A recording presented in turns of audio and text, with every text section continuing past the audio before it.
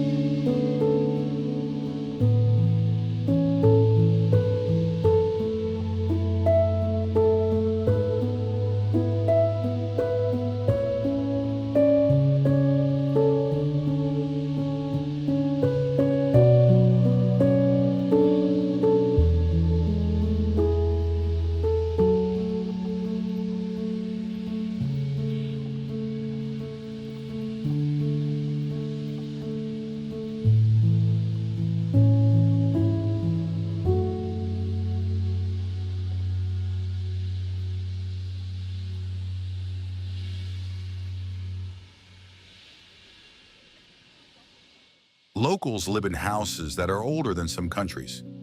As we wander together, pay attention to how the city mixes tradition and a relaxed, almost Mediterranean vibe, with people chatting outside, kids running through narrow lanes, and the sound of church bells drifting over the rooftops. This walk is not about ticking off a bucket list of big sights, but about feeling how Augsburg's old town breathes as part of Germany's wider story of craft, trade, and surprisingly laid-back city life. When you start your walk through Augsburg's old town, you immediately sense that this is one of the oldest cities in Germany, and that long history shapes how people see their hometown and their place in the country. The layout still reflects its days as an important trading hub, with streets that gently curve and open into small squares, perfect for markets, festivals, and spontaneous street music that give the city a lived-in, social atmosphere rather than a strictly touristic one. Germany often feels very organized and efficient, but here you also get a more playful side. Facades painted in warm colors, fountains decorated with figures from mythology or local legends, and balconies full of flowers that show how much pride people take in keeping their houses and streets inviting.